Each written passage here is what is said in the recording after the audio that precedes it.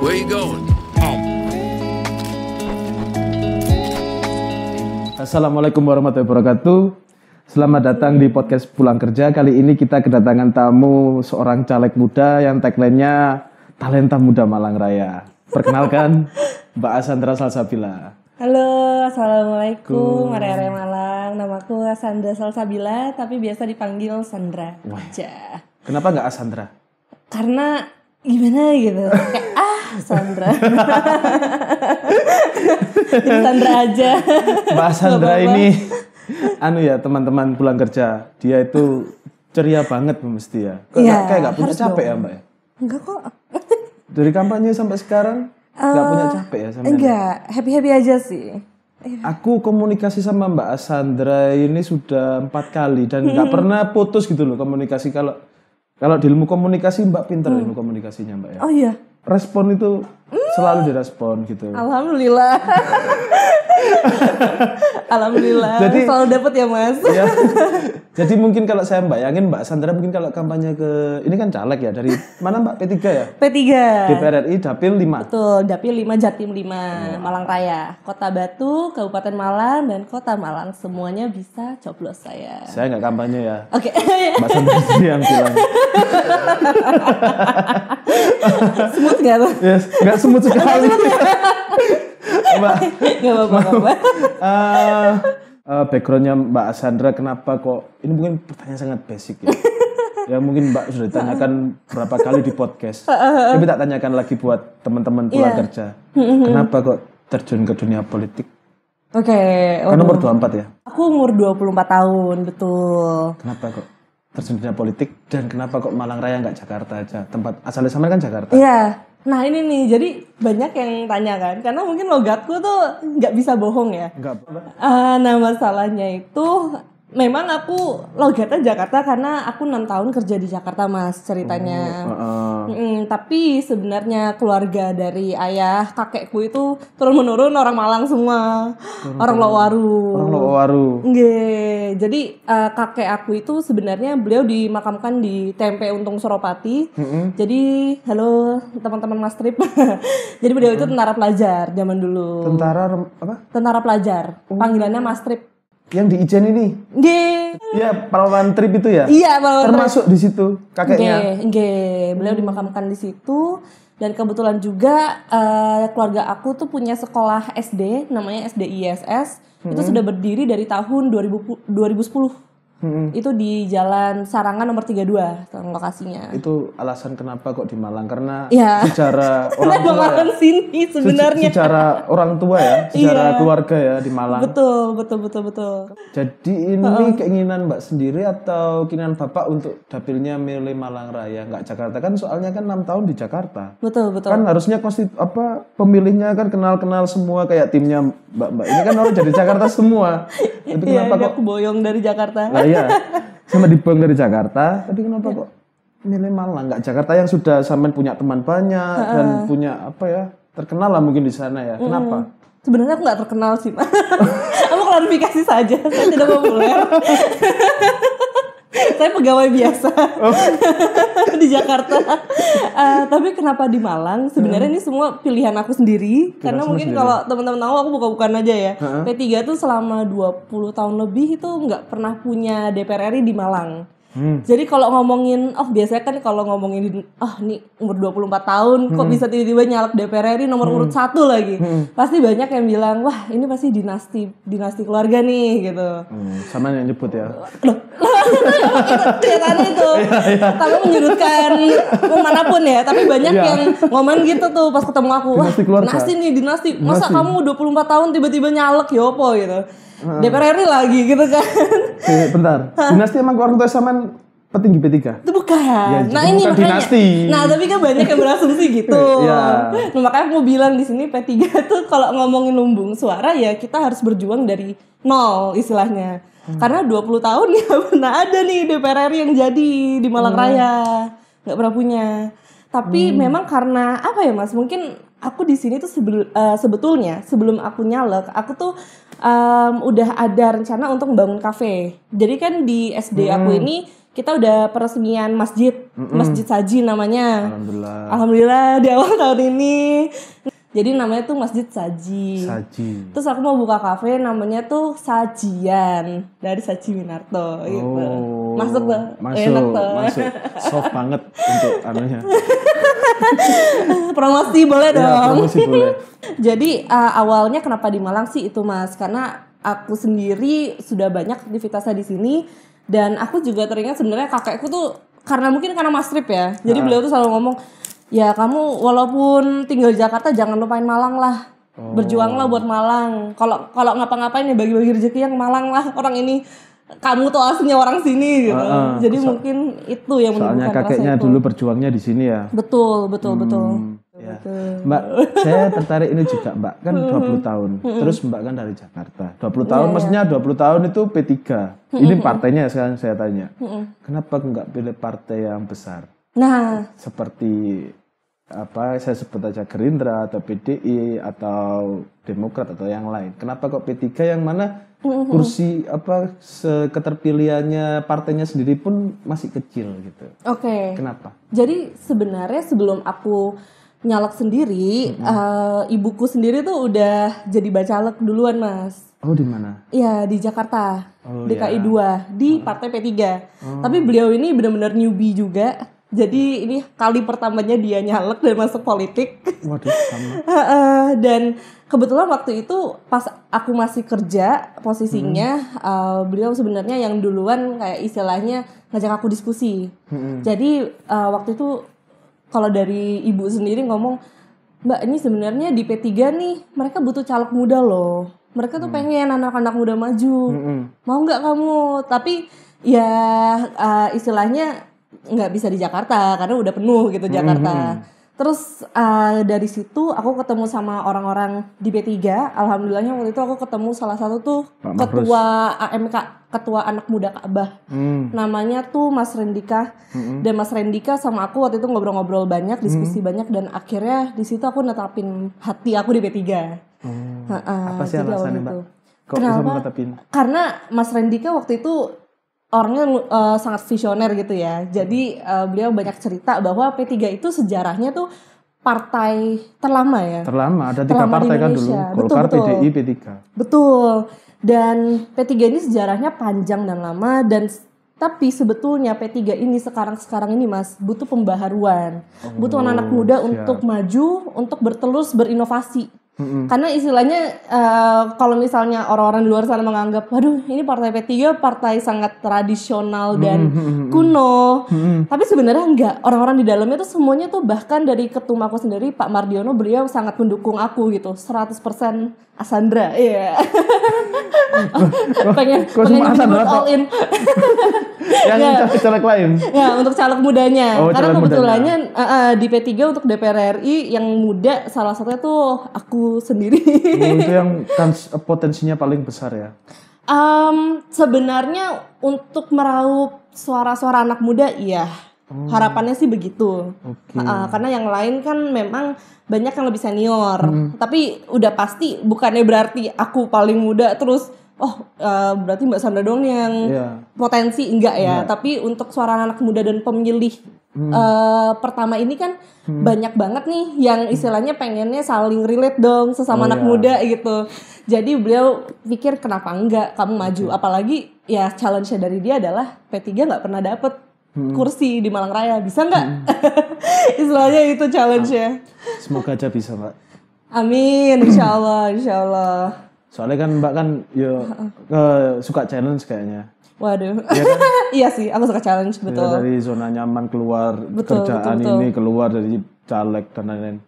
Terus itu kan tadi faktor eksternal tuh ya yang saya mengucapkan ya, kayak dari mama, dari keluarga, akhirnya seperti itu. Kalau dari faktor internal sendiri, kenapa kok berani maju pileg ini? Oke, kalau internal ya. Kalau secara internal dari aku sendiri ya. Dari sampean sendiri. Betul. Jadi kalau dari ngobrol-ngobrol sama mama, sama Mas Rendika, sama Pak Mardiono, itu kan istilahnya lebih mendorong aku untuk membetulkan asumsi aku bahwa ternyata memang anak muda nih butuh maju gitu. Tapi sebenarnya drive itu udah ada dari aku sendiri selama 6 tahun aku berkarir, Mas. Karena aku merasakan keresahan.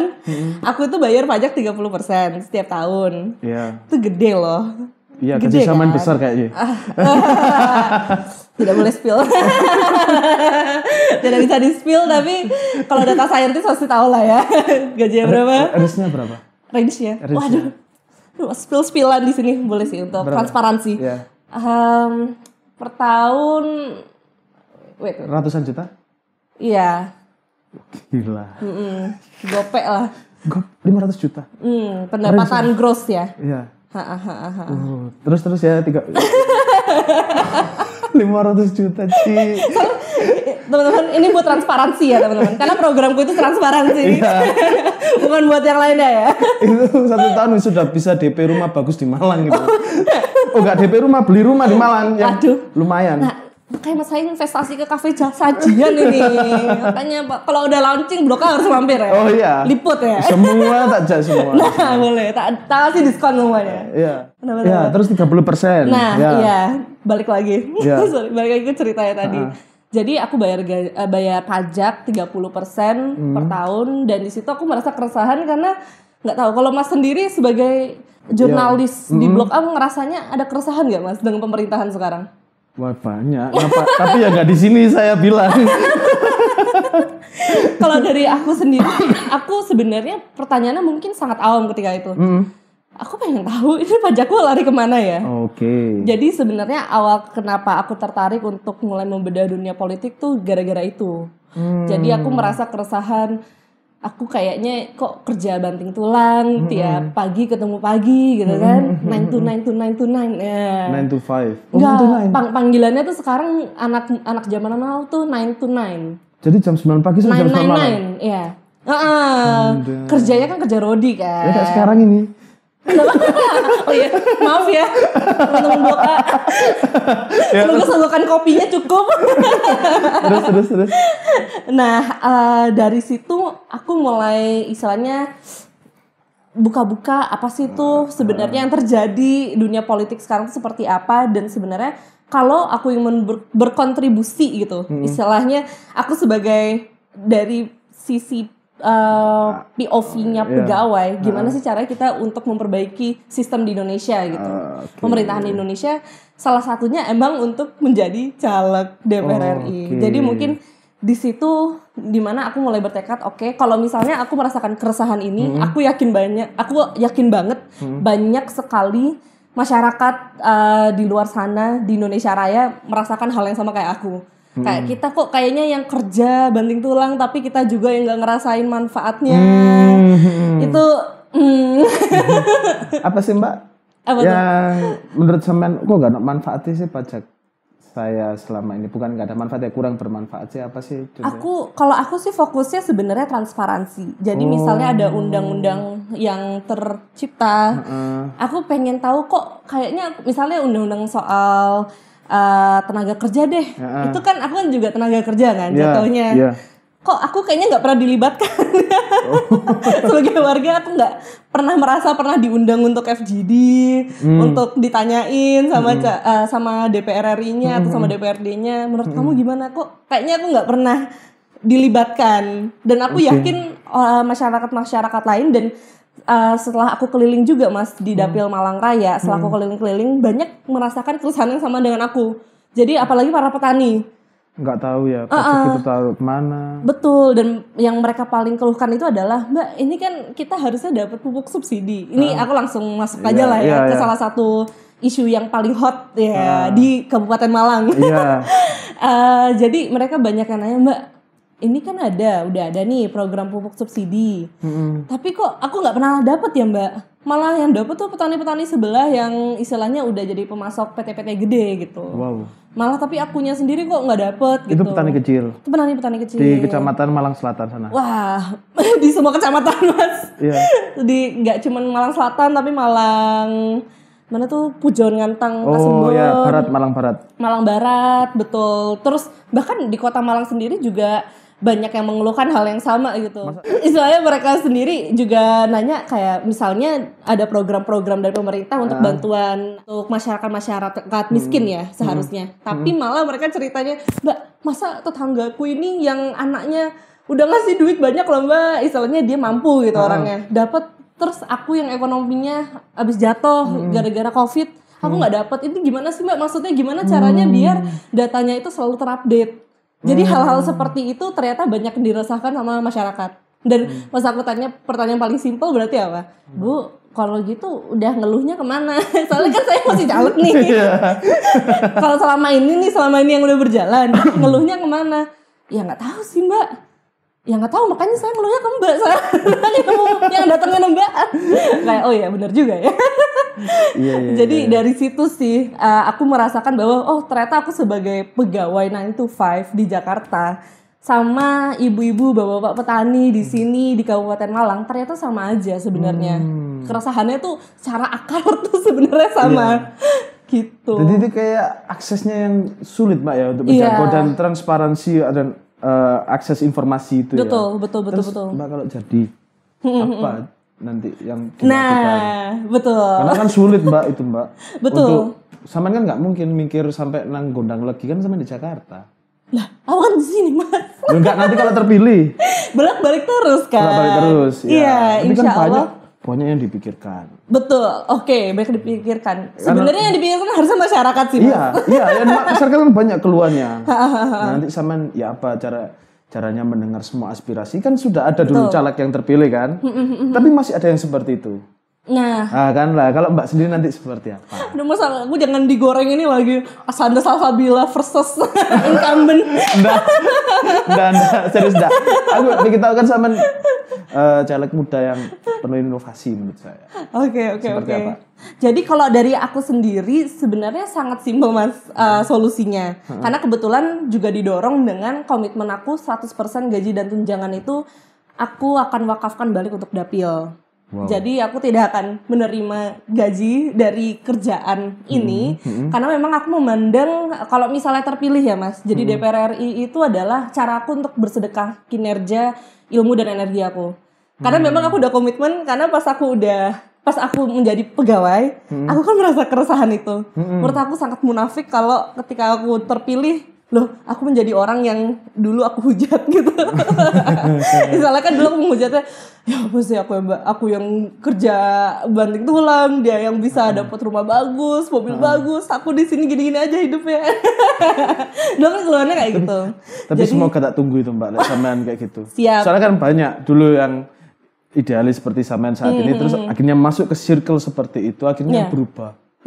Apa jaminan sampai by the way, kayaknya kamu udah 2 kali ngomongin deh. Jangan personal experience ya. Jangan kamu kenal orangnya deh. Enggak sebut nama. Kayaknya personal gitu. Enggak. Ada nggak jaminan sampean akan menjalankan seperti itu? Kadang nanti akan berubah sampean. Akan sombong nggak kayak Mbak Asandra sekarang?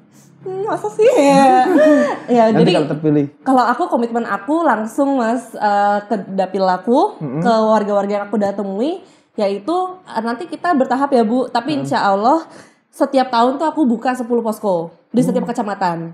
Jadi kalau misalnya dia istilahnya ada keluhan, kan sekarang udah ada sebenarnya hotline WhatsApp kan. Tapi konstituen aku itu banyak yang nggak bisa WhatsApp, nggak bisa baca tulis ya. Jadi mereka pengennya, lah ribut Mbak pakai HP, udah aku mau main aja, langsung datengin. Mbak Sandra rumahnya di mana? Istilahnya gitu. Terus ya udah kalau gitu kita buka posko aja Bu. Nanti kalau terpilih ya. Betul. Supaya semua suara itu Betul. Sampai nambah Sandra ketika. Betul. Target aku tahun ini jika terpilih itu buka dulu 10 posko, terus tahun depannya buka lagi sampai penuh tuh semua kecamatan. Insya Allah bisa tersalurkan aspirasinya. Gitu. Saya tak nyontek pertanyaan dulu soalnya lupa nanti pertanyaannya. Oke. Terus aku sebenarnya pengen terjawab semua tapi Mbak ya. Aku pengen menjabarkan lebih dalam sih Mas. Jadi kan tadi udah terbentuk posko tuh, orang-orang bisa datang. Terus udah pasti kalau hotline WhatsApp tetap kita pasti buka lah ya. Pasti buka ya. Dan kemarin tuh banyak yang tanya sebenarnya ke aku, Mbak Sandra, tapi aku kontak Mbak Sandra di Instagram, kayaknya Mbak Sandra postnya dikit. Aku baru buka Instagram by the way. Oh iya, aku tanya itu, sama nggak punya TikTok, nggak punya Instagram, nggak punya Twitter, itu mau tanyakan. Kenapa buka ya? Oh iya, sekarang baru buka Mas. Kenapa gitu Mas? Kenapa gitu? Karena dari September sampai sekarang tuh aku fokus banget untuk keliling ke warga-warga. Jadi aku bener-bener dari September sampai Januari sebenarnya kurang punya waktu untuk main sosmed. Karena tiap hari udah keliling terus abis itu kan warga-warga aku juga jauh-jauh kan. Dari Kota Malang tuh ya minimal 2 jam 3 jam. Malang Selatan ya? Betul. Udah pernah main belum? Wih sering Mbak. Gitu, Mbak. Bantur, Tirtoyudo, Donomulyo, Ampel Gading. Oke. Sumber Pucung. Udah tahu infrastruktur di situ seperti apa dong berarti ya? Alhamdulillah sudah tahu. Udah pernah ngerasain ya? Sudah. Off-road. Ya wartawan saya kan meliputi sana. Oh, iya, ini Mbak butuh jalan. Iya, jalan rusak itu kan. Iya betul. Ya memang seperti itu adanya. Ya betul, itu benar sekali. Ya semoga ya Mbak bisa memperjuangkan itu. Betul. Nah, segue-nya mau ke situ loh. Sebenarnya itu yang mau aku perjuangkan. Yang pertama, infrastruktur. Karena infrastruktur itu Mas, maksudnya kan banyak orang yang beranggapan istilahnya ini Kota Malang udah maju, Kabupaten Malang belum. Tapi kalau harus diprioritaskan, kenapa Kabupaten Malang harus dibenerin infrastrukturnya? Banyak yang punya pertanyaan seperti itu. Tapi kalau dari aku sendiri, wajib infrastruktur itu nomor 1 diperjuangkan di Kabupaten Malang ya, apalagi Mas. Karena ini efek ke semuanya Mas. Dikira misalnya infrastruktur, lah selama ini orangnya ya maksudnya masih bisa aja tuh kerja. Banyak yang ngomong gitu ke aku. Tapi aku jawab bahwa pertama, mereka tuh logistiknya jadi susah Mas. Mereka kan petani. Jadi mereka selama ini tuh hanya mengandalkan tengkulak yang datang ke dia untuk ngambil komoditas-komoditasnya, untuk beli komoditasnya dia. Sedangkan kalau jalanannya bagus kan banyak opportunity mereka untuk bisa lebih jualan, untuk istilahnya kalau misalnya dia punya organic farm atau misalnya dia punya hasil produksi apa gitu, bisa dia langsung jualin sendiri tanpa mengandalkan hanya ke tengkulak. Sebenarnya itu tujuannya, kerja mudah, hidup berkah. Terus apa lagi? Harga murah. Harga sembako murah. Geng. Udah wis sampai situ aja, sembako murah. betul. Ini yang mau tak tanyakan. Itu kan ini sudah kampanye kan ya. Mbak 6 tahun di Jakarta, Singapura, seperti itu. Ada nggak sih culture shock tersendiri? Kayak, ternyata Malang gini ya kayak kaget gitu loh. Selama kampanye. Sebenarnya kalau di Kota Malang enggak sih. Kota Malang, Kota Batu enggak. Malang Raya. Karena ya maksudnya kan aku juga sering ke Malang kan buat bangun kafe sama ketemu keluarga, jadi biasa-biasa aja. Kalau di kabupaten itu lumayan bedanya. Kayaknya 1 doang deh Mas. Ya, apa itu? Jadi aku kadang ke toilet. Nah, aku tuh ngertinya kalau toilet itu kan ada bolongan. Ya, semua kita ada bolongan. Enggak, kurang jauh mainnya berarti. Ada kadang toilet ada yang nggak ada bolongannya. Oh, ada di sana ya? Ada. Lah sampean piye? Lah ya udah. Harus bisa beradaptasi dong. Itu ya culture shock buat saya orang Malang. Oh iya. Iya. Ini privilege namanya. Ini privilege iya, ya. Kamu terlalu privilege Mas namanya. Iya. Ini ada lubangnya Mbak ya? Waktu kampanye ya? Di Malang Selatan itu ya? Ada. Ada lubangnya? Enggak ada. Tapi maksudnya ada toilet seperti itu. Oh, jadi itu MCK yang belum sempurna mungkin ya? Iya mungkin ya. Jadi, tapi sampean tetap memakai fasilitas itu? Ya pakai lah Mas. Tak kira sampean kayak orang anak cewek-cewek Jakarta yang nggak mau ke sini. Enggak lah. Kenapa sih sampean nggak kayak gitu? Kenapa kamu pengen aku kayak gitu? Kayak cewek-cewek CBD yang gitu ya. Iya kayak gitu. Kenapa sampean kok? Aku lihat sampean beberapa kali di YouTube atau di Instagramnya Relawan Sandra atau dari cerita-cerita yang di timnya sampean itu selalu ramah ke siapapun. Kenapa sih? Kenapa ya? Karena itu bawaan. Karena kayak gini aja sih Mas. Karena mungkin dari aku kecil juga aku mainnya selalu di kampung. Jadi kalau orang bilang ini Sandra kota banget sih ngomongnya jaksel banget, bener enggak sih? Iya sih, aku nggak sombong loh Mbak Sandra ini ya. Enggak lah. Ibu-ibu itu juga suka sama. Alhamdulillah. Sampean menangnya itu ya Mbak ya, menurut saya loh ya. komunikasi sampean itu yang buat orang itu senang. Murah senyum kan ya. Ambek matanya sampean itu melihat orang yang dijak omong langsung itu luar biasa. Dan itu enggak untuk memikat kamu kayaknya. Tapi enggak membeda-bedakan maksud saya. Maksudnya orang yang di sini atau orang di sini ataupun saya itu kayak rasa diperhatikan gitu. Aduh. Semoga terpilih Mbak ya. Amin. Terpilih jadi apa nih Mas? Terpilih. Aku belum nikah loh.